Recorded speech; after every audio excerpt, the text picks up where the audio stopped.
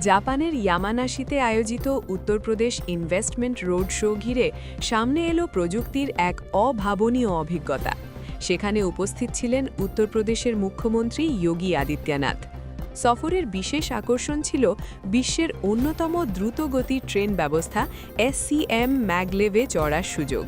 ঘণ্টায় প্রায় 500 কিলোমিটার, এমনকি 501 কিলোমিটার গতিতেও ছুটতে সক্ষম এই ম্যাগলেভ ট্রেন ভবিষ্যতের পরিবহন ব্যবস্থার এক অনন্য দৃষ্টান্ত হিসেবে ইতিমধ্যেই আন্তর্জাতিক মহলে প্রশংসিত। চুম্বকীয় লেভিটেশন প্রযুক্তির মাধ্যমে রেল লাইনের সরাসরি স্পর্শ ছাড়াই চলাচল করে এই ট্রেন। ফলে ঘর্ষণ প্রায় শূন্যের কোঠায়, শব্দ অনেক কম আর গতি অবিশ্বাস্য রকম স্থিতিশীল। এত উচ্চ গতিতেও যাত্রাপথ ছিল মসৃণ ও আরামদায়ক, যা আধুনিক প্রকৌশলের অসাধারণ নিদর্শন।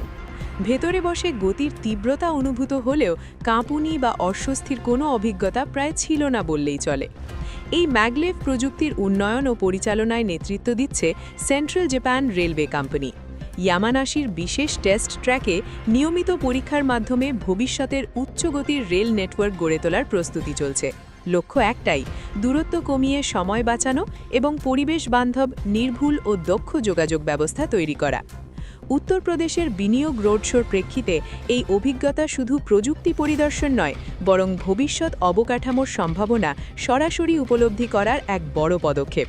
যখন প্রযুক্তি 500 কিলোমিটার গতিতে এগিয়ে যায়, তখন উন্নয়নের কল্পনাও নতুন মাত্রা পায়। পরিষ্কার, দ্রুত এবং টেকসই গতিশীলতার এই স্বপ্ন বাস্তবে রূপ নিতে দেখে মনে হয়েছে ভবিষ্যৎ আর দূরে নয়, বরং আমাদের দোরগোড়ায় দ্রুত এগিয়ে আসছে।